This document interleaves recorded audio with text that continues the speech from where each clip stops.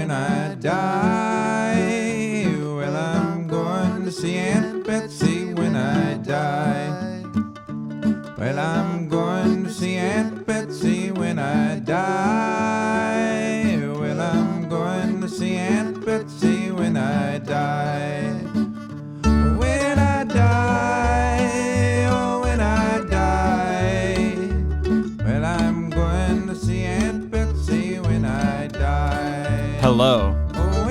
Okay, I think I'm back on, everybody. For those that don't know me, I'm Charlie. I do not want to be here. By all accounts, I shouldn't be here. Oh, hey now. So, pretty much, I don't believe in podcasts. It makes sense. I know some of you guys love Well, excuse me, everybody. It's been a long day. You know what it was? I had an electrolyte because I noticed I was dehydrated, and I was at a convenience store. I was buying some gas, and I was thirsty. And normally I'll just get water, right? But I saw they had an electrolyte, a Pedialyte, one of those things that was flavored watermelon lime. Watermelon lime. You know how good that sounds to me? It sounds wonderful. So, of course, I said, hell yeah, get me some watermelon lime electro Pedialyte.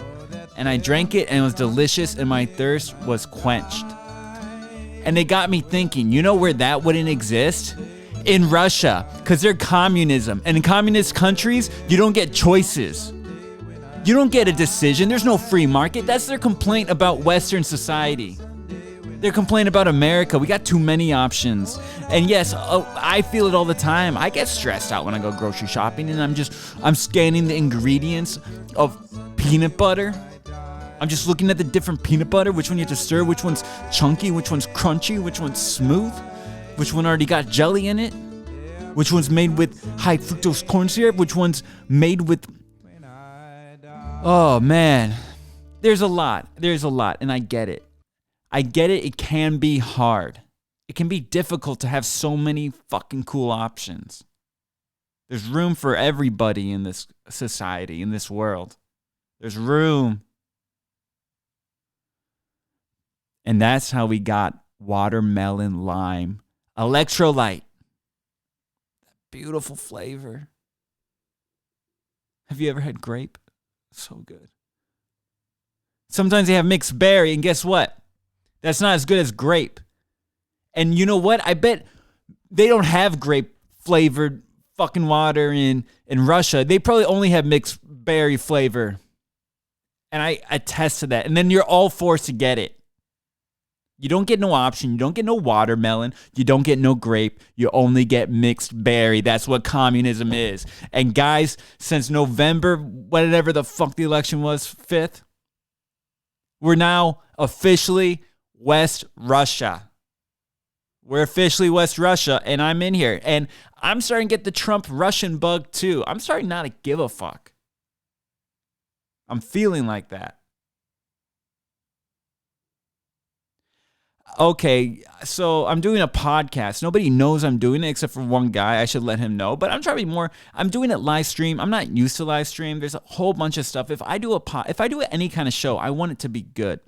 And it's hard for me to sit in a car or while I'm working and just hear people talk. It has to be something I'm really interested in. And that's what's so annoying about podcasts. Everybody has a podcast. Is this mic on? Everybody has one, but they forget the one most important thing. They forget they have nothing to say. That's why when I listen to podcasts, it's something I want to hear someone say.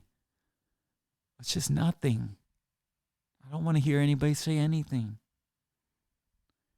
That's why I don't listen to podcasts. I watch those fucking cool cop videos where they just arrest cops and drunk chicks. It's cathartic. It's cathartic to me. And so now I know I do have something to say. That's why I have a podcast. I actually, unlike everybody else who has a podcast in this country, I have something legitimate and really worthwhile and valuable, something for you ought to listen to. You ought to hear. I got something to tell you. You guys are fucking idiots. You're morons. You made us West Russia. And now I'm here. Check this out. He hasn't figured it out. You know, like Jerry Seinfeld or Chris Stern's calling you a loser. Yeah, right here. He goes, and by the way, everyone who has a podcast, Howard Stern's calling you a loser. Yeah, I stand by that. It's exactly what I'm doing. I agree with that, and I got a podcast. The most loserish thing I do in my life is today I was playing drums, having a cool time. I was playing drums, and then I went to a rehearsal and got paid to go rehearse and play music, and we got a show. And I got a show coming up. That's what I did. That's what I spend my time doing, my life doing, and I can do it. I've been able to do it. The only times I haven't been able to do it is when Trump's fucking it up, which is about to happen. Now, normally after that rehearsal, I'll go back to the studio and play even more, learn some more tunes, listen to some more music. But no, I can't do that because I can't do it and feel sound. Because last time I left you guys alone when life was fucking awesome, you guys blew it. So now instead of doing that, I'm going in the opposite direction of my house. I'm going in the opposite direction to Kenny's. I came over here to make a podcast. A loser. Yes. He goes, and by the way, everyone who has a podcast, Howard Stern's calling you a loser. Yes, I am. Yeah, I stand by that. Yes. It's exactly what I'm doing. That's exactly what I'm doing too. Being a loser by coming here. I knew parking was bad. I had to park almost a mile away just because of the neighborhood I'm in. It's Los Angeles, in Echo Park. Almost a mile. There's a police chopper hovering above. That, you know how bad of a feeling that is? When you're in a neighborhood in LA and there's a police helicopter at 12 at midnight just circling, hovering above you. And by the way, before I parked, I did go by a bunch of cop cars rolling out, a bunch of black and whites, sirens on, wee-woo, whatever their siren is, and just wheeling off. And then where I park, I see the helicopters hovering above me, and I got my laptop, bring my laptop so I can do this show, this podcast, and I put it under my poncho.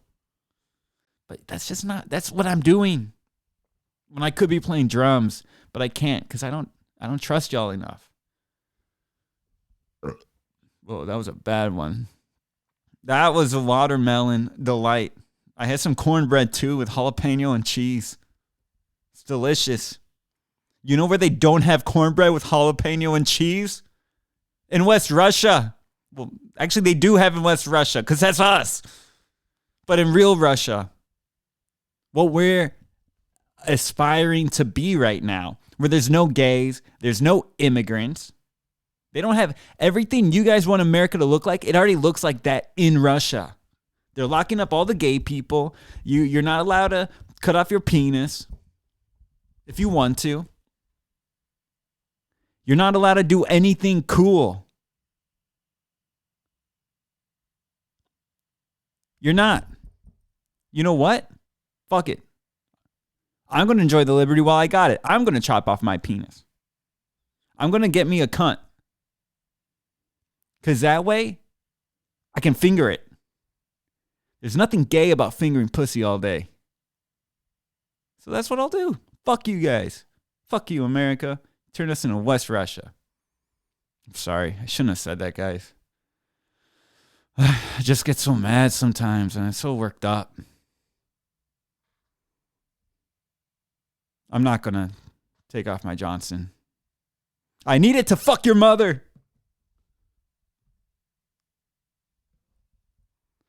So I'm here, being all loserish now, sitting in front of a computer, and you guys don't believe me, but it's talking to a wall. And you know when they say, and because that's what America is, man. America is a wall. You're as dense as one. You know when they say it's like I'm talking to a wall? That's what it's like when I talk to you, America, because that's the only way you listen, is if you make me sit in a room, and this is practically a jail cell. I can't even listen to music without the show busting down because of copyright on YouTube, which is fine, I get it, but just it goes to show you that this is nonsense, that this is the only way you get your opinions and your source and your information. I'm a drummer. I shouldn't have to do this, But ye, I am. America, am I streaming? Better be streaming. I'm getting angry and worked up. I wasn't streaming. If I was doing all this for free, man, I'm doing this for free. You know, I teach. So for those that don't know, I'm a professional musician out of Los Angeles. This studio is courtesy of Camp Water Tower, who, if you don't know, for example, they got hired to play Katy Perry's Private Party. This is happening right now. You got a drummer so worked up in Los Angeles. He's going down to do a podcast. Because I'm the only one that can talk to you guys. I'm the wall whisperer. Knock, knock. Anybody home? That's me right now. I can talk to you. Because I'm a dummy, and this is the thing that you guys don't get. I'm not trying to convince you of why Joe Biden's the best. What I'm trying to convince you guys, so don't come at me with your Trump arguments like, oh, gay people. Oh, inflation. Don't come at me like that, because that's not my argument. I don't read enough to support anything like that. But my argument is that you're an idiot and you're dumb and you should know better than to listen to yourself. My argument is that you should find someone smart to listen to. That's my argument. Tell me I'm wrong on that. Don't tell me I'm wrong when it comes to policy or inflation or that you guys want to be a bunch of bitches and give up Ukraine. Give up the world. Give up being top dog, king of the hill. Give up the American dream for some communist bullshit, West Russian Trumpism, some fascists. You're communist and fascist morphed and molded into one. It's ludicrous. It's not cool. None of the real ones were with you. Who did Trump get? Hulk Hogan? Dude, that would have been cool, like, what, in the 80s? Get in the now. Just got a bunch of cokeheads. We got the real ones. We got fucking LeBron James. We got Eminem. We got Jack White. You guys got nothing. We got Joe Biden. We got George Washington. We got everyone you would want to be around. But no, America chose Jeffrey Epstein. You know Trump was Jeffrey Epstein's best friend, right? That's why Trump had Jeffrey Epstein killed. It was Trump's prison, no? Wow. Trump let Jeffrey Epstein die? I wonder why. Look, I'm not that smart either, but I think you get my drift. We might not be the smartest bunch in America, but we're most of America. So let's figure it out together. Together. Sorry, I'm trying to speak communism to you. Together. It's the only way. Fuck it. Is America worth saving? Okay. Let me make sure this is working. I'm going to go to a call right now.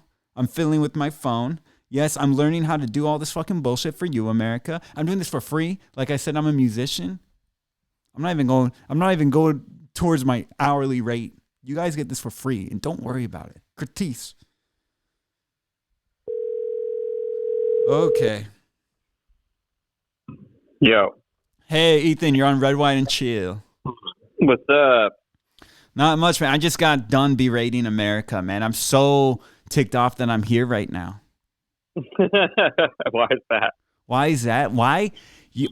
Okay, so we're musicians, right? We play music and jam and have a good time. Yeah. Do we sit in a room with nobody around with a bright light on you and cameras and microphones and just talk to the ether? Is that what we like to do? Yeah. Is it what we like to do, or is it what we're being asked to do? You tell me, which one is it? Well, do you do it because you like to, or do you do it because you feel like this is how you're going to communicate? Like, because we can't talk about politics when we're jamming, right? Because there actually are a lot of Trumpers in the music world. That's true, yeah. Trumpers everywhere. That's true, yeah. But even if there weren't, you still really wouldn't want to talk about politics while you're making music. Yeah. Some of the most, anti-spiritual thing. And I just think we're so fucking inundated with ads all the time that I kind of am used to dismissing what other people say about politics. And I get that, like, that's not the answer. Like, we gotta, like, be able to communicate about politics. But I think, just much like media literacy, where you have to sort out, like, what's a credible source and what's bullshit, you can do that with people too. And, like, it's kind of exhausting to have to do that. But that's just the world we live in. Like, we're all so plugged in. Well, you can do it, but I'm not convinced that most Americans can. No, I think most Americans evidently can't, right? Because, like, the majority aren't voting. And then within the ones that vote, clearly there's, like, a good freaking amount of people who don't even have a clue. And then even within that, there's not a whole lot of people who get it. So what am I doing here? I'm just trying to, I got a burp, man. I went on a rant about how I had, on the way here, I had a watermelon lime, like, electrolyte thing. Yeah. And I was talking about, they don't have any of those in Russia. They don't have that in Iran. They don't. Maybe. No, they don't. I was there, man. Okay. We barely have it in America. If you even dare suggest, well, you know what? Actually, I'm not going to get worked up over watermelon right now. But so, I don't know, man. I'm at a loss. I'm ready. I'm ready to get off. Go. I'm saying, is America really worth saving? That's a tough question, right? Like, if you have, is Godzilla worth saving? You mean like the city, like, or Godzilla the monster? Godzilla the monster. Why are you calling America Godzilla? Kinda, yeah. What do you mean, dude? Like, that's so not. Like, if Godzilla does a lot of collateral damage and has also inadvertently done a lot of good. It's just this, like, giant variable that sort of, like, is capable of trampling on people and saving people, just depending on where you're standing. Wait, I only know the Lilo and Stitch version where Stitch acts as Godzilla and destroys everything. Yeah, I think by and large, Godzilla does that. I think that, well, we should calibrate what we're talking about a little more, because, like, American culture is not in a good place, but America as an entity isn't going anywhere. So whether we save it or not, it doesn't really need saving. Like, it's there whether we like it or not. It's just something that we have to deal with, and we have to decide how to deal with it. Okay, but I'm saying that it's bigger than us. Yeah, but the thing is, we are representative of America, and America represents us. So when we go to other countries, that we are American. And well, you know the term. What? You know the term Overton window? Over what? Over tinted? Overton? No. Okay, so the Overton window is basically, like, the spectrum of what's tolerable in your society. So, like, the N-word is, like, completely outside of our tolerable political discourse. But you could, you could inch society into a direction where it would eventually become tolerated by, it starts with denigrating woke stuff, and then, it just, like, it goes one step at a time. So another example would be, like, if you had a political candidate that says that we should ban all Muslims from the country, even though he may not be able to accomplish that, what he's done is, like, shifted over towards his direction what would be perceived as okay. When he says, oh, they're eating the cats and dogs, these immigrants, some people go, hey, that's outside of the Overton window. But if enough people say, hey, I'm going to give that a pass, it becomes normalized. And then as things become normalized, then the Overton window shifts around to wherever that is. Does that make sense? Yeah, it's you're putting words to a lot of thoughts.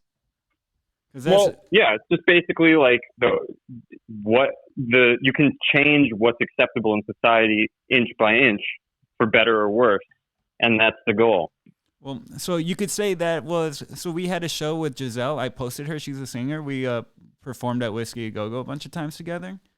Yeah. And so she came on and gave a very compelling argument to retire the R word. And yeah, I agree with that. And I'm with it too. And so now I can proudly say that I think Americans have an underdeveloped frontal lobe. And we need yeah. You disagree with that? I mean, you're not being literal, right? Like, no, I'm using it as an expression. So I agree, yeah. Yeah, I mean, so that's what I think that's the point of this is finding some way where before I liked using the R word because it was used on me a bunch as a kid, which Giselle was like, oh, hey, you need to examine that, which I'm like, okay. Like yeah. I concede it where I'm like, okay, you know what? I'm repulsed by the right, so I'm going to take, what do you call it, that Overton window? Yeah, you want to take that into your own hands a little more. Yeah, I want to bring it back. I'm okay. Like, it's fun when you're the only one doing it, but the rest of society is like, hey, you should stop. That is fun. But when the majority is being the bully, it's no fun. Then it's just we're all being a bunch of bullies. Yeah, it depends on what side of it you're on. I just think that it's just stimulating, man, to engage in anything. Like the media dictates what we talk about, and then we take different positions on it, and then we get offended at each other. And people who take like sadistic views aren't above being offended by things, even though they like to claim that they are. Like, I really think that if you took every liberal off of Twitter tomorrow and they all went to Blue Sky, Twitter would collapse because there'd be nobody to argue with for the right wingers who like to troll like that. And even like there's a healthy enough ecosystem for the left to be independent, but the right is completely dependent on trolling the left. Oh man, I figured out how to troll the right. I've got the secret sauce. Yeah, I think we're capable of trolling each other and the right, and like we could make enough entertainment by arguing amongst each other because we're capable of getting into nuance. We're not just like searching for like buzzwords as a party, as a Democrat. But like, here's where we may disagree: is I don't consider myself a Democrat anymore after this election, and I'm not the biggest fan of Joe Biden. But you just don't understand him. He's just misunderstood. He's so misunderstood. I think he's the most tragic figure in American politics. Like, because every time I read about like what he says behind closed doors, I think to myself, yeah, that's literally exactly what I would say if I was in that situation. At the same time, though, like, I'm not the president of the United States in the year 2024. Like, and that makes a big difference. Like, it's one thing to look to the guy to your right and be like, this guy is a piece of shit about like whoever his adversary is. It's another thing, you got to judge him on what he does about that, though. And like, I think that it's funny. A lot of people criticize him on foreign policy. I think that's absolutely his strongest area. He's the best he kicks ass around the world. Yeah, I mean, like, I don't think that the Assad regime would have been toppled if you didn't have someone like Joe Biden in office. And I don't think Ukraine would already be taken. Yeah, Ukraine would be taken, and I think that and if a Republican was in office, that the genocide situation in Israel would be 10 times worse and accelerated and moving on. Rather, like, if Trump was, and also it's important to consider, like, who is the leader of this group that just deposed Bashar al-Assad? He seems pretty freaking tolerant and moderate.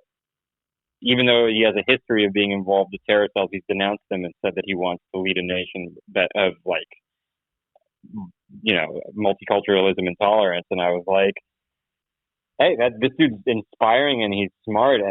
But the thing is, like, there's no way that, like, I don't know, he just showed up out of nowhere. Like, I really feel like the United States had a big hand. And, Biden is just really, he fights a lot of, he's fighting all these secret wars. Like the Cold War, like never really ended. And there's different philosophies on how to end it. And Trump is of the philosophy that the best way to end it is to just become friends. Yeah, you just become allies, and you pretend like your priorities are the same as your enemy, and he gets to skate by on his incentives and not worry about what it means for the country. He's a false nationalist. He's trying to sell out the country and make it seem like it's a nationalist endeavor. And then it's interesting because I feel that Democrats are true nationalists, and we need some sort of other thing going on. I feel like people should really listen to Chomsky and listen to what he's saying about how the United States, just like China, just like Russia, responds to burgeoning liberal communities across the world. It's usually by viewing it as a threat to the overarching status quo of people who live like Trump and Elon Musk, et cetera. And then when that happens, they act on it without fail. And we've been under the illusion that that's not the case. And I think that's the most beautiful thing about what Trump has done is he's just so transparently a piece of shit. And so is Elon Musk. And the internet helps with that, and culture helps with that. They don't get to hide behind these notions of decorum anymore, because that's one of the byproducts of the Overton window having shifted further towards idiocracy rather than civilized democracy, is that these people have dropped any pretense of civility. And so we can see exactly what's going on, which is that there's a big club, and if you've got more than $100 million, they'll start throwing drugs, women, and parties at you until you get involved with these people, and they'll incentivize you with these financial assets. And if they can't do that, they'll figure out what your advice is. And so you've got lots of people in the Trump administration. If they didn't donate more than $100 million, they probably raped somebody. That's how the mob works. They find compromised people and they ask them to do things because they know that if they don't do the thing, that there's sort of a kill switch underneath. And that's how politics operates on a macro level. And there's only one real answer to that. And Joe Biden. No, because what's Joe Biden doing to change the paradigm of the United States? He's absolutely a status quo candidate. He represents marginalized incremental change.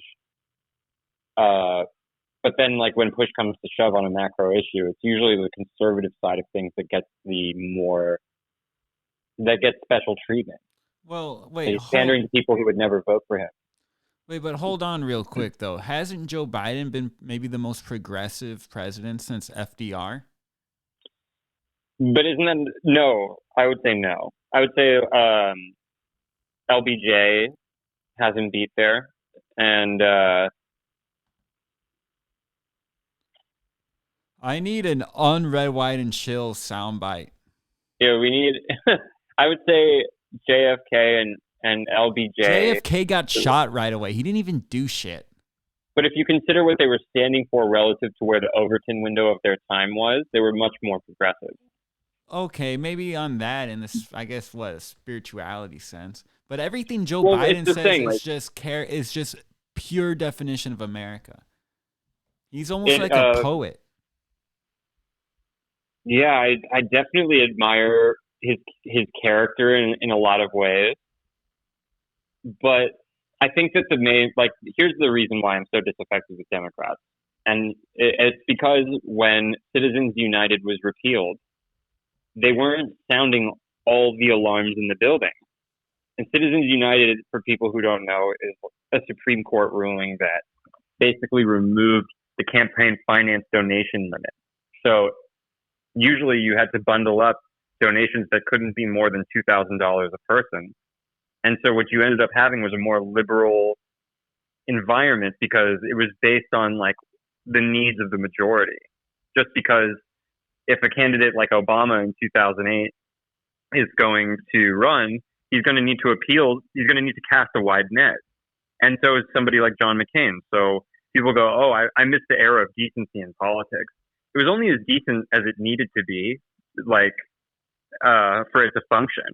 And in that era, things were functioning largely through advertising, which would influence legions of small donors to create a new hero like Obama, right? And when Obama was president, the demand was for him to basically like break up the big banks, punish the people who caused the Great Recession, punish the war criminals who threw us into war in Iraq in a reactive way. And he did none of those things. He sort of just like played the middle. And then when he was in power, the Supreme Court repealed this decision called Citizens United that we were just talking about. And I feel like that represented a fundamental threat to the security of the nation. But he had multiple fundamental threats to the security of the nation to manage at the same time. So what he did was he didn't break up the banks and he bailed them out. And then he continued the wars in the Middle East because he felt that pulling out would create too large of a power vacuum. And then he focused on the Affordable Care Act because he felt that he only had so much political capital to spend. And he spent it on that. And I think that saved millions of lives. But it's not, when you think about it on a macro level, he was very much gambling on the fact that Democrats would like continue to win on the merits. And if you have a system where like somebody like Elon Musk can come in and brainwash states full of people by purchasing a social media apparatus and algorithmically pumping misinformation to them, it doesn't really matter. Like if you have more money than your opponent, if somebody can afford to spend $400 million on convincing people who already believe something to continue believing something, it will be more effective than spending $1.5 billion trying to convince people that they've been fooled. That's much harder to do. Evidently more than 3 times harder. So I guess my point is that Democrats had more campaign finance money coming in and they thought they would win, is what I think. And so when Ruth Bader Ginsburg died, Obama nominated somebody that he thought would appease both sides of the aisle and was doing like this like a statesmanly duty. Because I don't think he really understood like the weight and pressure of fascism that was bearing down on the country while he was in office. Like, and I feel that he should have, instead of creating computer systems that collect the metadata of every person in the country, he should have been focused on the fact that there was an infrastructure that was pumping misinformation algorithmically to people through social media and prioritizing that as a national security issue. So, and he failed to move the Overton window. And, you know, you can claim that it's because he was black or whatever, but yeah. It is what it is. I mean, that's Biden is very much a continuation of that style of governance. Hey, Biden kicked ass, man. Just to conclude this rant, though, what happens when you pursue a style of governance that isn't shifting the Overton window in any radical direction, and while they're in office, political avenues are closing, inflation's going up, wages are stagnating, people don't have money, but they also don't have a way to change the environment that's making them not have money? What do you think their reaction is going to be? They're going to vote for somebody like Trump. Not red, white, and chill? I'm trying to pull you further towards like the democratic socialist camp of things and recognize. Is that what's going on right now? That's what's happening. Because all I see is this world ain't red, white, and chill right now. And I just think, you know, I don't know. I think, you know, life is hard. And for me, I remember when I was a kid and I saw that the world was coming crashing down. So I'm not fazed by any of this. Like, when did I ever have money? During Trump? No, I'm actually getting paid. I was doing the same things under Biden. I was doing the same jobs under Trump. And yeah, things were cheaper, but I was getting paid nothing. Yeah. And I feel like as a citizen in that situation, you kind of need a national mission to cling on to. And Trump is presenting one. And I didn't see Biden. It's just blow up our country. One. His thing is blow up our country in the disguise of patriotism, where really it's West Russian. Yeah, and well, we're heading towards an oligarchical system, and the Democrats are allowing it to inch, and the Republicans are turning it into a fucking flip and slide, making sure that that's exactly what happens. We turn into a theocratic oligarchy where rich people get things and poor people don't. So that's why I'm here right now and not drumming, doing what I love. Yeah. I agree with you. I should be practicing for my gig on Saturday too. But the thing is, like, we care about these things, and we need to exercise this part of our minds, and we need to be able to share these ideas with the public, because I think the public needs to hear this type of dialogue happening, because I think the majority of people are in the situation that you're in, where it's just like, I understand what's going on to a decent extent.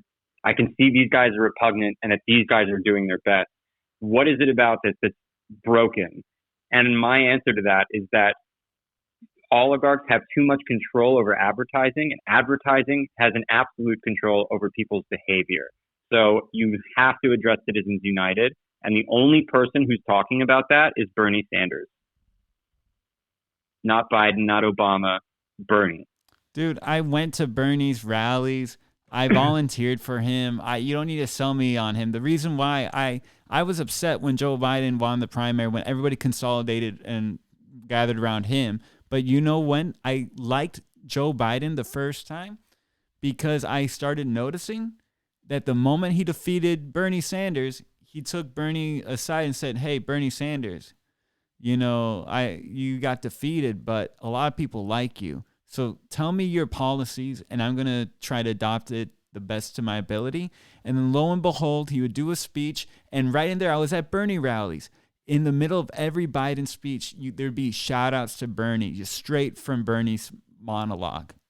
And that's when I was like, what a good fucking leader. He beat me. I was sad, but then he included me. And that is why Joe Biden is red, white, and chill. I need a red, white, and chill button. I'll give you that. He's the greatest. Like, that's what's so great about it, because everybody's comparing their leader as if it's going to be a messiah, as if we have Jesus Christ running. But in reality, it's not even Homo sapiens. You know what it is? It's a bunch of Homo erectus. You know what a Homo erectus is? An erect person? No, a Homo erectus is a precursor to Homo sapien. And I know, I was kidding. Yeah. Well, it took me a while because my computer's slow, because, I'm the best. I have to be the greatest podcaster. I just know I am. I'm just learning how to work the computer. And what I mean, for people hear me say this all the time. And what I mean by that is the moment that I said Homo erectus, I wanted to play something like this. That they were a species of Homo. Or this. This was Homo erectus. But I don't know how to work the computer right, so it was going too slow. I couldn't find the buttons, but I'm telling you, I've got it. I just need to learn how to work this shit, and I'm only doing it because of what you're saying, because the oligarchs are taking us, and they're using fascism to make us give our power up, and now it's stopping us from playing our instruments and having a blast and doing what's a celebration of life and culture and community and world power of being Americans and being the baddest in the world, being the greatest, being the most kick-ass. Well, you and I make music together, and I feel like for me, it's not really this socio-political environment. I don't feel super stagnated artistically by it. I feel like it's opening up the necessity for music, that like words can be weapons very often, and so much of like our discourse has been deliberately 1984. Like the word woke was once really useful, and they've made sure that we can't use that word anymore, and that it means something that it doesn't, and it's now a Rorschach test. Like, we ask 10 different people what they think woke means, and they'll say something else, and that's a testament to the power of conservative advertising reach. But anyway, I guess my point is, like, well, music can speak a language that's just about like getting out into the world and having experience and connecting with other people. And I truly feel that the more people do that, the more they'll feel inclined to care about other people. And that's the bottom. That has to be the primary motivator of it, because otherwise all you're left with is money. And now back to the Homo erectus. So I have to say, I am flattered, because I notice this. You're giving up your time to go on this call in and give your point of views, because you're concerned about it as well. And just the opposite, there's a bunch of people that refuse to call in because they're too nervous or shy, or they just don't want to be outed for anything and have their name on display. So this is coming around that I am flattered that everybody thinks this show has so much weight. Is this? Yeah, I think that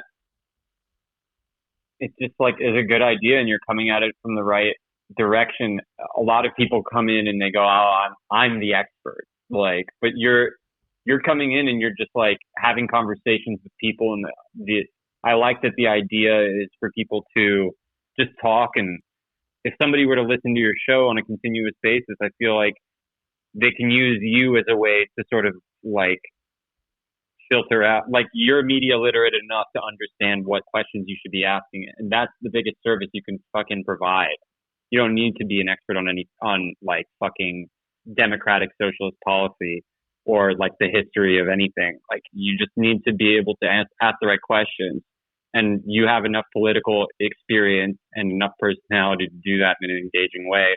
So I believe in you, and we make music together too, and I support you wholeheartedly, man. Like I think that people should trust you and invest their interest and time a little bit, and just see what happens with you, because we need to be a little chiller. I'm a good sugar baby. I'm very like go with the flow type of little baby. I'm a good exactly. Yeah. I can go. Whoa. What was that? Was that you? With the flow. Yeah, it was me. What was that? You're singing for us? Okay. Well, what was I even going to get to next? I had a bunch of things, but yeah, I see that. So Red, White, Chill is going to be the way. I dare say Red, White, and Chill is going to be what champions Elon Musk on the Twitter world. Do you notice that? I start using that on my Instagram. I say, hey, Twitter world, it's yours truly. I like that you still call it Twitter world. It may be X.com, but it's still Twitter world. No, I don't get it. I've wanted to get a Twitter many times, but the fact that it's Elon Musk makes it too fucking slimy. Yep. So I was even wondering this. I might have told you about it in just privately in text, but here, let me see if you've heard this, if you recognize it. Do you know anything about buying cars or talking to car salesmen? Have I showed you this before? I don't think so. So this is what I'm thinking. This is my master plan. I got 3 prongs right now. One, so I'm making this. I'm figuring out how to work everything. As we all know, I still need to get a camera, and right now I'm the only one super invested in saving this goddamn country.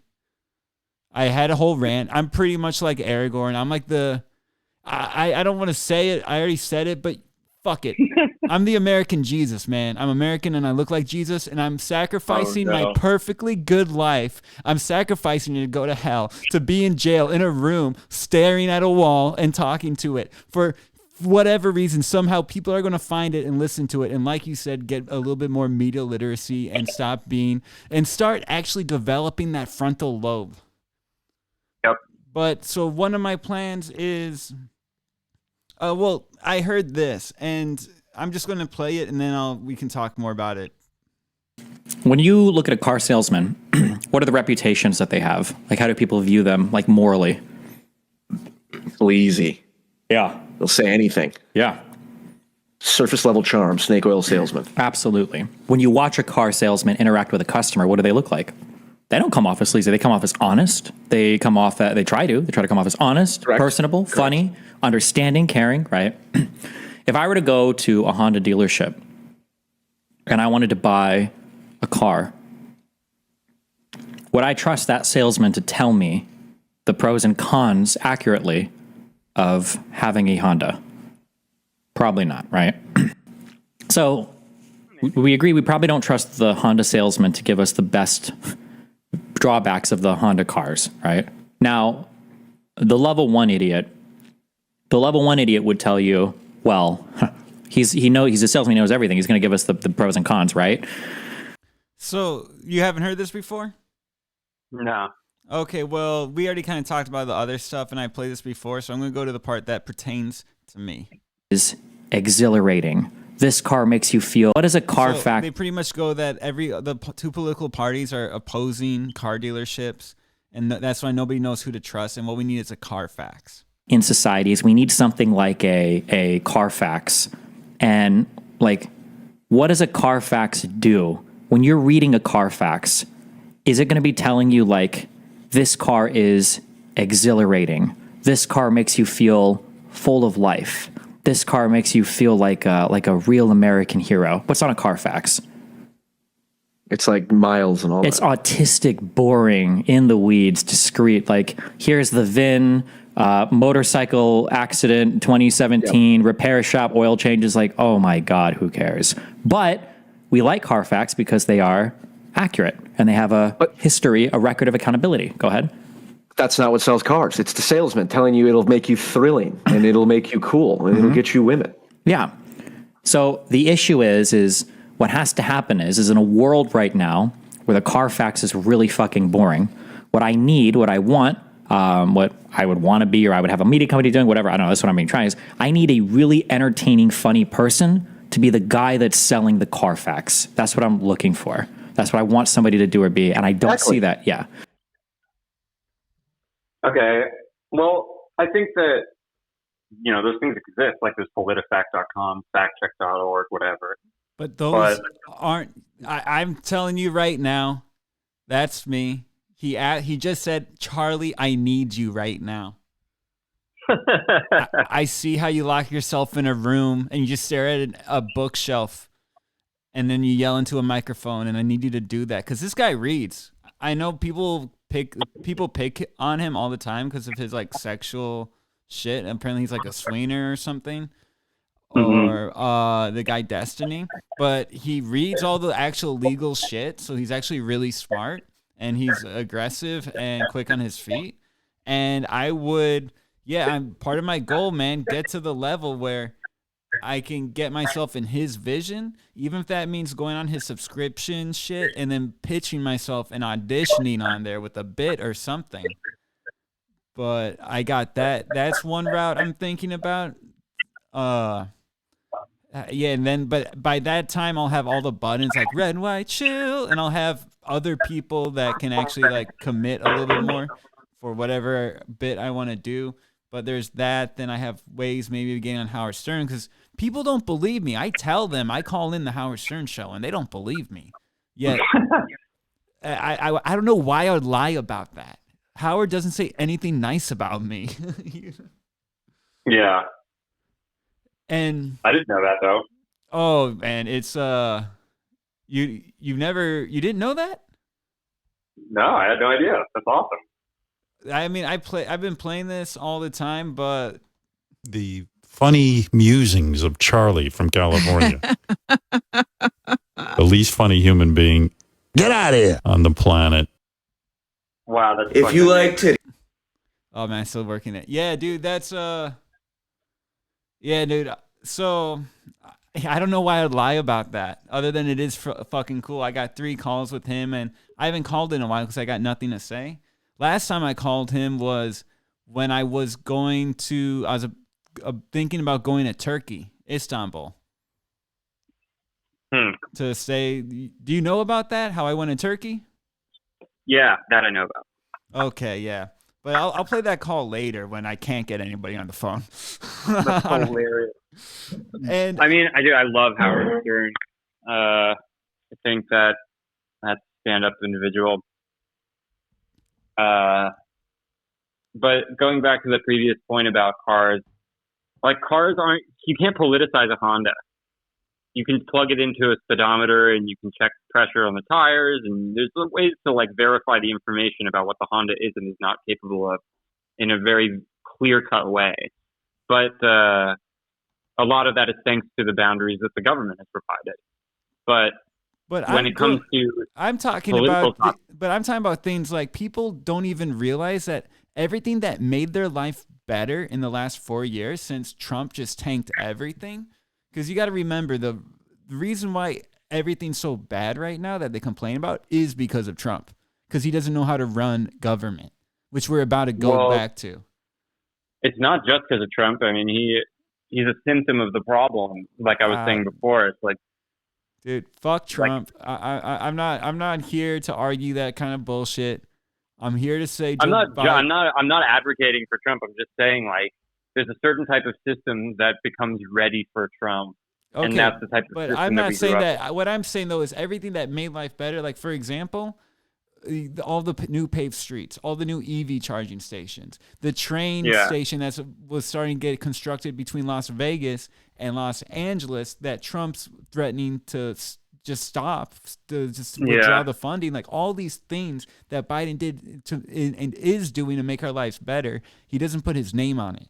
So what I'm talking, what I took from that is open people's eyes that all these things were part of this bill or because of this or that. But it's not entertaining, and it's become cool to hate on him and to love the guy that wants to fuck us in the ass. Yeah. And that's what I see about, like, I understand it's not a car where it's not so black and white, like here's all the deep, fine details. I understand it's actual people, and so a lot of subjectiveness. But style is a huge component of leadership. Like, it's great that he's doing those things, but the fact that he's not putting his name on it, what is that worth if you lose afterwards? Well, so that's what I'm saying, man. And this is my campaign promise. I already broke the news to my mom on my last show. Is that I'm going to be running when I get the show up and running, America. I'm there for you. I am running for office. I am running for president with one campaign promise only, and that is to use my presidential immunity to force Joe Biden to run the country. And it'll be my face. If anybody has a problem with it, they can talk to me or make fun of me or do whatever they want. Because I'll be too busy fucking their mother to even care. While I'm making Joe Biden just solve everything. Well, I feel like we should be looking forward to a little more. Dude, you know, he did his thing. Done.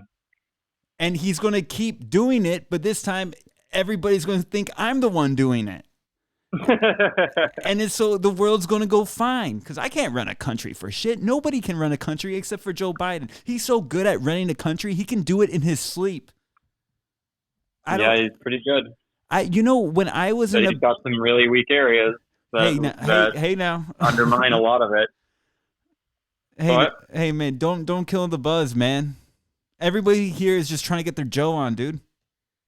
I just don't think we should be buzzed. What do you mean? What's the point in being buzzed? We're on a mission. We can't celebrate things that haven't earned it. We can give him credit where it's due, but this dude just didn't save us. And we needed to be saved. We need to be saved. That's it. Breaking news, America. You're all a bunch of babies. You need to be saved. You need your mother. He did everything. For me, I've lived a very debaucherous life. There's a lot of people that want nothing to do with me. A lot of people from this show and old shows. I think anybody after they go through my show just doesn't want to talk to me anymore.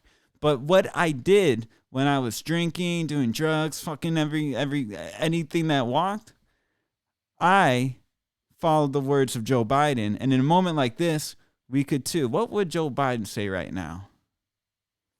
Oh, Joe, what the fuck? It's muted. These computers. Well, I know I'm not a young man. Yes. Have you heard this? Well, I know. Yeah. I'll get to the good stuff. I'll get to the climax. You ready to get your Joe on? I don't. Oh man, my Wi-Fi. As I used to. I don't speak as smoothly as I used to. I don't debate as well as I used to. But I know what I do know. I know how to tell the truth.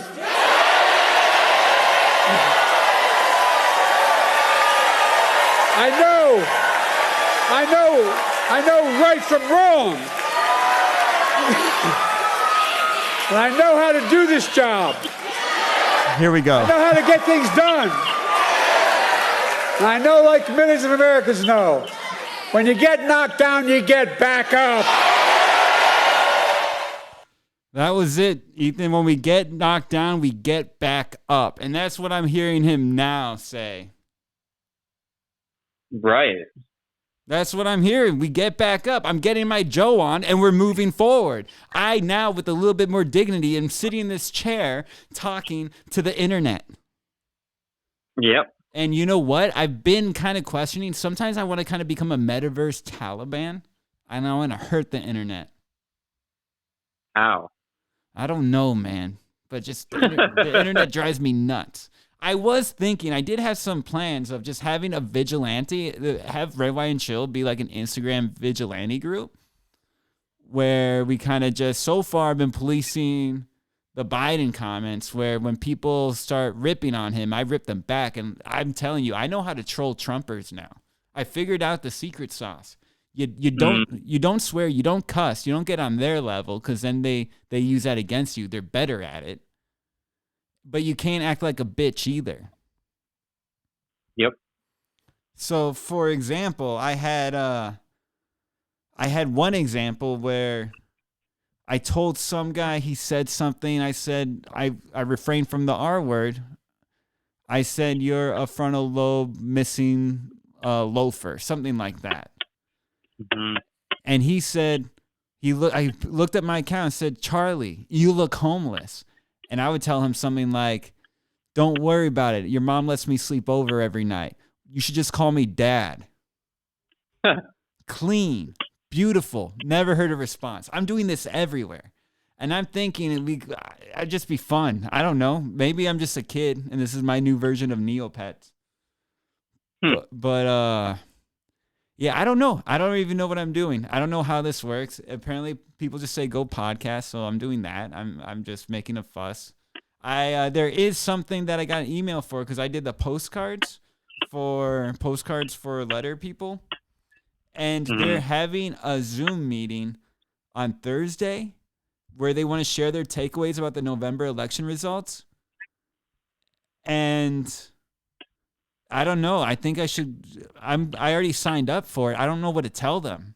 How do I explain to them that the reason why they lost is because I gave up podcasting?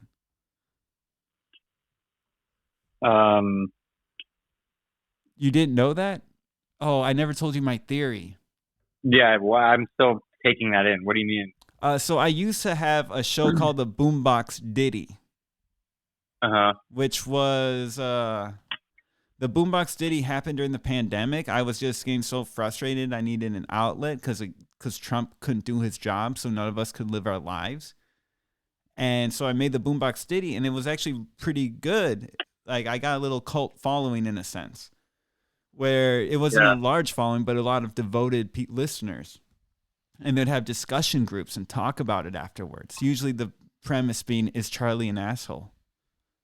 Huh. My theory is I stopped doing that show because everything went back to normal. I could live my life again. I didn't have a reason to do the show anymore.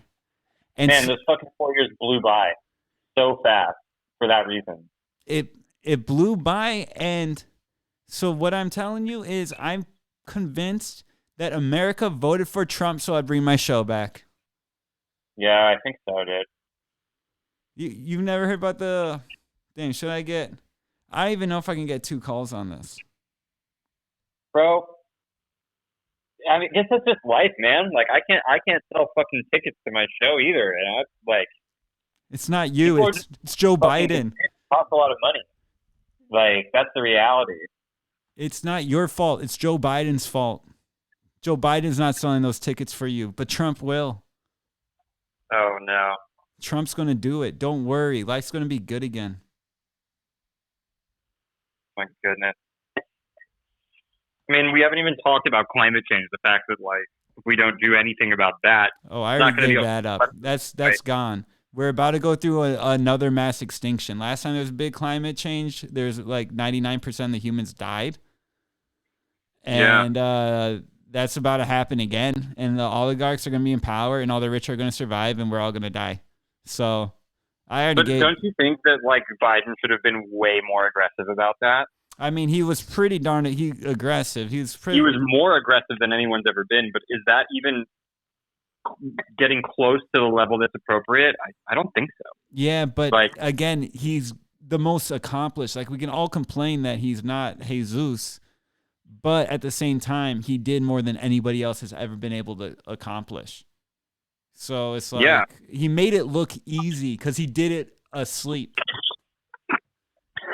You know, I used to play in a band, and if look, people don't understand how powerful Sleepy Joe is. I used to be in a band, and I was totally biffing it. And the guitarist told me, Charlie, you need to work on it with the metronome, without the song, to the song. You need to be able to play it in your sleep. Mm-hmm. I saw Sonny Rollins at the Detroit Jazz Festival when he was 80 years old, and I watched him play the saxophone. He could play it in his sleep. Yeah. I saw Joe Biden sleeping on the debate stage, running the hell out of the country, out of the greatest empire known to man. He was doing it in his sleep. Like Sonny Rollins was playing the saxophone. Like my bandmates wanted me to play the drums. Joe Biden achieved it.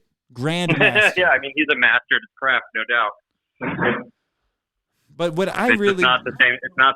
We're not playing that game anymore as a society, unfortunately. Yeah, and we're past climate change. We just got to accept it. Now it's about who gets to go on the boat, who gets on Noah's Ark. And right now the rich just want to make the rich.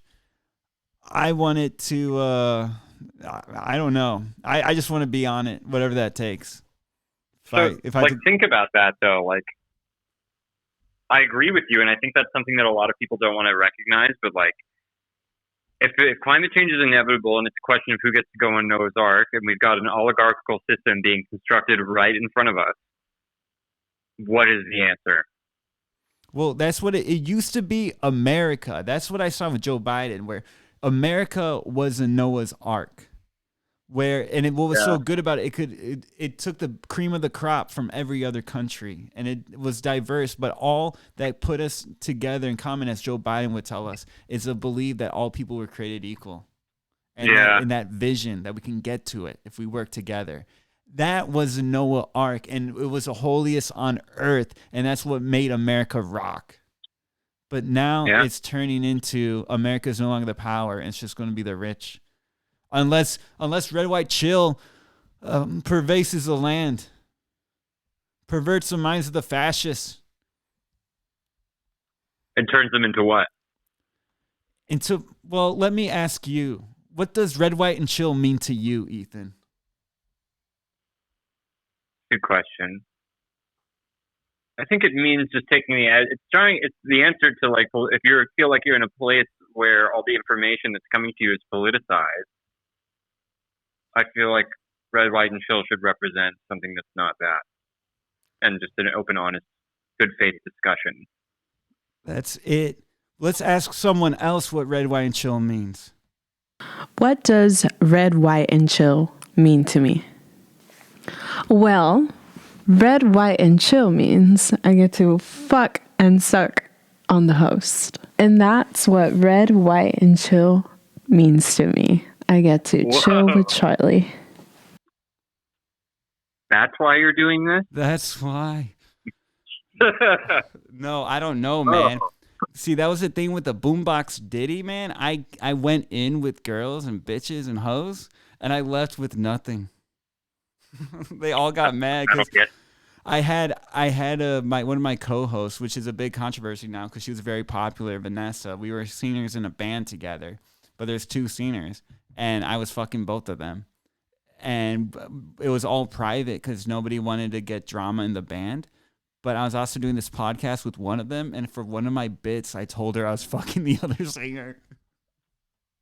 Wow. That's brutal. Dude, I'm telling you, man, I follow Joe Biden, and I'm back to the ways of virtue and principle, man. Yes, sir. Yeah, you were a savage. Yeah, but now I want her back on the show, so I probably should stop talking about it. And then meanwhile, that was going on, and I was fucking this other girl. This was a girl I was like really in love with, and everybody who knows me from that time period knows about her. It's this Compton girl, and she would call me, and she was a little kooky in the head, and she'd get mad at me for whatever reason, and she'd get mad and be like, Charlie, why don't you just fuck April, which was the other girl. I probably shouldn't say their names because they're both pissed off at me. But she's like, why don't you just go fuck April? I was like, what? And she's like, I heard your show. You're just an Whoa. He just cut out on me. It was maybe too erotic.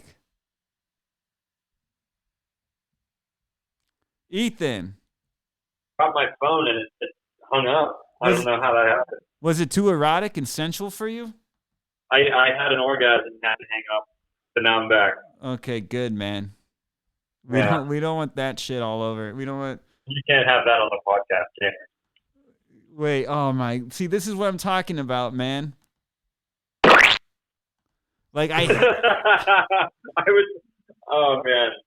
That was a sound effect in my head. That's what I'm saying. Played it out loud. That's why I have an idea. I want this guy, so he's helping me with all the media and shit. I kind of here. Can you hold on? I want to see if I can call and merge the calls. Sure. Okay. Oh yeah, I'm still on the show, right? Yeah. Dude, I can't figure out this phone. I'm thinking about going to a flip phone. What kind of phone do you have? An iPhone 15. Maybe just switch to like a better phone. No, every time it gets better, it's harder to use. Like not an iPhone though. What do you mean? What's like an like Android? A Samsung. Samsung is good. I'm thinking about just keeping the iPhone and taking out the phone stuff, and so I can use it as a walking computer whenever there's Wi-Fi. Yeah. Yeah. Well, I don't even know because I forgot what I even tell Alexis. I think I'll talk to him another time. But pretty much, I was maybe going to ask him to do some kind of keyboards with the sound effects. Because if I can have somebody doing all that kind of media shit, doing that, and then, I think that'll be good. Because this is like way too much for me. Because I don't know. I got this board. Yeah. It's I got a Rodecaster Pro used, and one of the things is there's 4 headphone jacks, but only one of them works. And I was bumming out about that, but then I found this. I'm like, that's pretty cool. Yeah, that's good. But yeah, man, that's pretty much. And somebody told me that I should keep it like an hour, like 45. Wait, what? Warning, please. I got a warning. From what? I don't know. It just says warning, please. Oh, Lord. Man, this got to be Elon Musk already on me. I got a view. Or is that just me? No, it's not me. What was the warning for? Are you watching me? Who's watching me right now? I don't know. It doesn't say the full message. Strange. You got... Maybe if you mentioned the Taliban. Oh, is that what it is? Oh, I got what about Kanye, Charlie? Is he cool? Oh, warning. I got some comments. That's not a warning. Dude, what about Kanye? That's a good topic. Oh man, what about Kanye? I wanted to ask you about who's this fucking Luigi Italian dude that everybody's worshiping now. He is somebody that got mistaken for a serious revolutionary. Where really he was just a really crazy fucking kid who was really upset about a valid thing and threw his life away instead of working towards it. Wait, so what did people think he was? That's what I thought. We all knew that the moment he shot a dude. Yeah, it's open to interpretation for sure. I just think that, like, I don't know. We don't know anything. Like, we don't know if he even had a manifesto or whatever. Like, I think the Unabomber's manifesto is sort of like what he is focused on. Like, he agrees with that. And it turned him into somebody who was going to justify his rage with something that appeared to be a revolutionary act. And he hit the wrong guy. It was just a total... Man, see that, and that's another thing with Trump, man. It just attracts all these craziness to go out and do all these crazy things. Yeah, nobody's immune. That's something I wanted to touch on earlier. Is that there's nobody who is immune to the impact of culture and advertising. Nobody, not you or me or anyone else. Like, we're all molded by the culture that we inhabit, and that a big part of that is the information that we consume and how we do that. And so this kid like natural thought process for someone his age, which is like, oh, I can do something insane and get an immediate result. If I think my life is going to go nowhere, I'm an adult now and I feel like I'm going to be a loser, so let me just do this. And that's why I was saying earlier that this is the type of thing that happens when things get too expensive and the political apparatus doesn't offer any relief. You start to see things like this, and then you see that the public sentiment has largely been supportive of this kid. And there's the reason for that is because they don't feel that there's any other political avenue to solve that problem, that they think it's therefore justified. And in the Arab Spring, we saw the exact same thing happen. So we've got plenty of information to know where this leads. So the question is this political machine that the right has constructed on social media powerful enough to convince us that people like Luigi are just heartless monsters rather than just completely disaffected individuals? And I think that it's the latter. I think he was just a completely disaffected individual and not really a total monster. I think that's the case for a lot of people who do crazy shit. That's why, again, America, this is it right here in front of your eyes. I'm going to go on that postcards for swing states. I'm going to tell them, I'm your answer. It's all about red, white, and chill. And they're going to ask me, Charlie, red, white, and chill, what does that mean? And red, white, and chill means to me, I will not take no for an answer, and nothing will get in the way of my dreams. When someone says I have no qualification to be on a podcast, I still manage to suck and fuck my way on. Now I told you what red, white, and chill means to me. What does it mean to you? maybe I shouldn't play that on the Zoom call about politics. Maybe they'll totally, but that's what they need. That's what the left needs, man. They need that. They need a little bit more sexiness.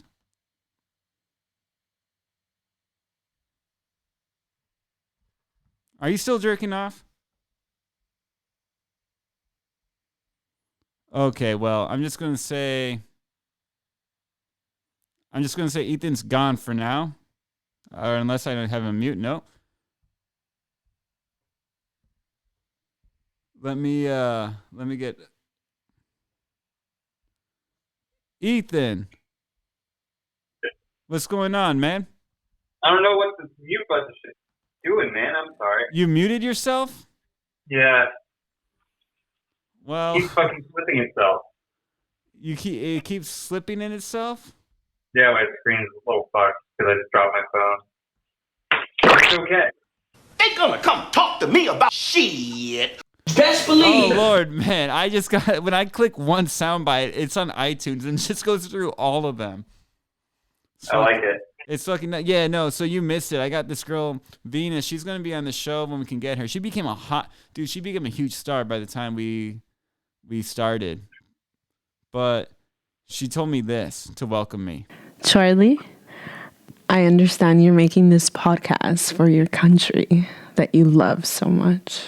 I'd like to be of service to your nation with my talent and skills of fucking. Hi, my name is Venus, and I'm here because I love to fuck. I want to thank you. Okay, no. It gets a little too self-serving after that, where she just starts talking about how she's naked.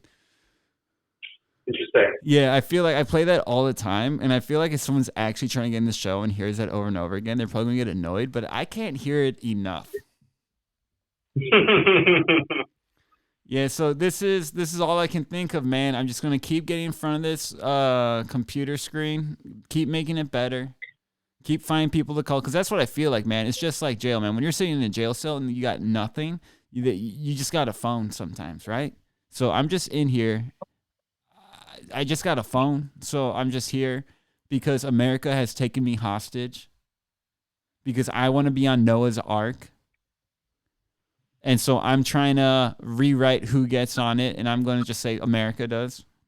And that's another thing. I guess the left, you socialists don't like, I don't even know. Apparently no one likes America. Apparently I'm the only one in the world who loves America. Me and Joe Biden.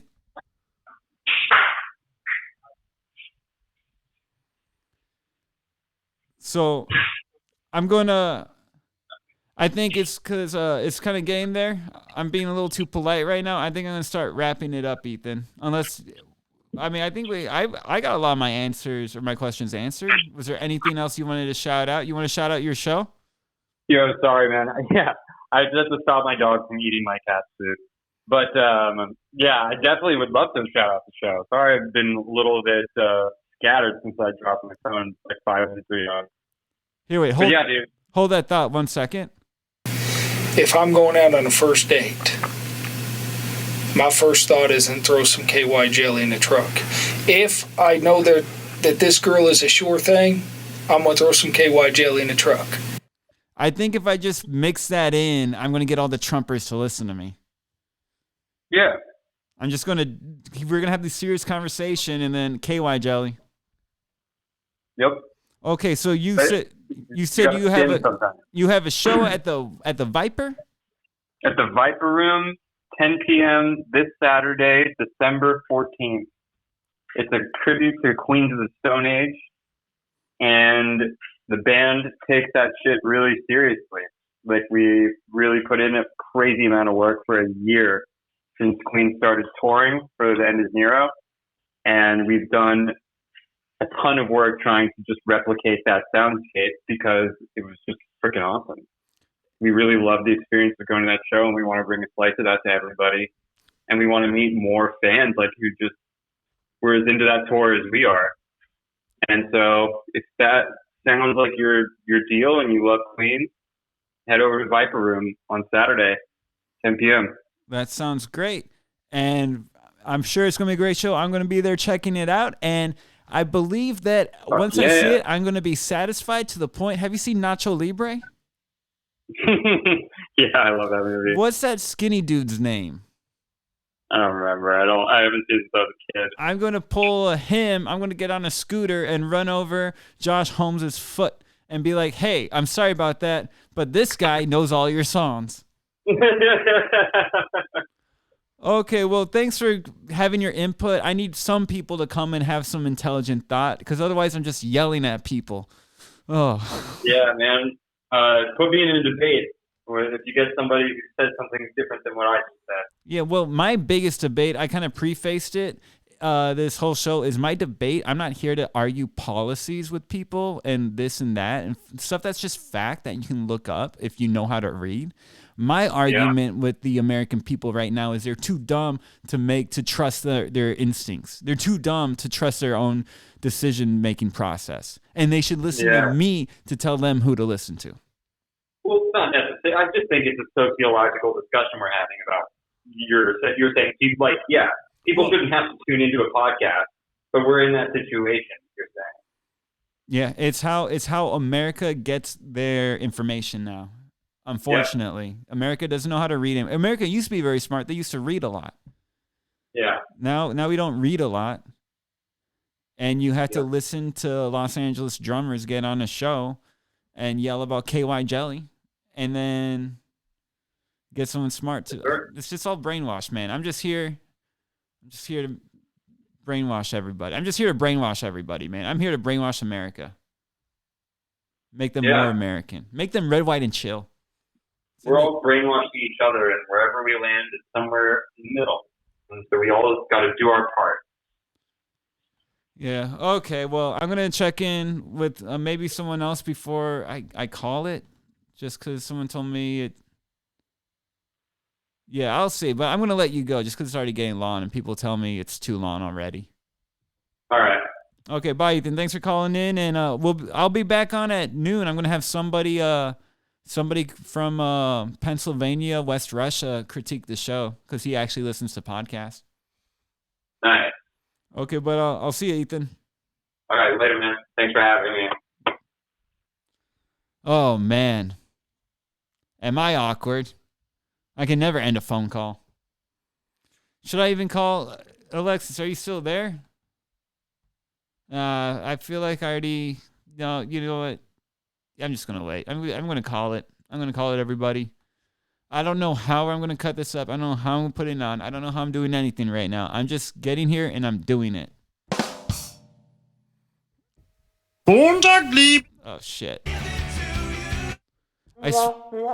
Oh, that is sick. I did not know I had that button. I know. Actually, let me play with these real quick. Well, actually, I shouldn't, but I don't even know how to work this. Channels, advanced podcast information. Oh, wait. 1 second, America. I mean, the show's over. No, I'm just playing with the soundboard. I just don't know how. Ooh, wait a minute. How do I, God damn it. Oh, here we go.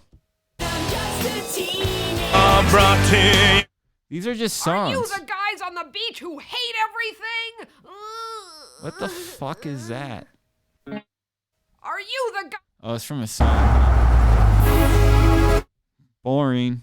Noise. One. Scotty has to do. Scotty's gotta go. What the fuck? Who owned this? Who owned this before me? Okay, man. Well, now I see how the sound banks works. Okay. Oh, that's a harp? That's so cool. What the fuck? Okay, I'm out. I can't use this anymore. Okay, everybody. I guess the new song of choice is Aunt Betsy. That's my song. Thon. I got a lisp. I fucking hate this, man. I fucking hate this podcast. I didn't know I had a lisp until I made a podcast. Okay. But we're going to fix it, America. I should have never stopped making one. Well, I'm going to see Aunt Betsy when I die. Well, I'm going to see Aunt Betsy when I die. Well, I'm going to see Aunt Betsy when I die. Well, I'm going to see Aunt Betsy when I die. When I die, oh, when I die. Well, I'm going to see Aunt Betsy when I die. Oh, when I die, oh, when I die. Well, I'm going to see Aunt Betsy when I die. Oh, I'm going to talk to Jesus when I die. Well, I'm going to talk to Jesus when I die.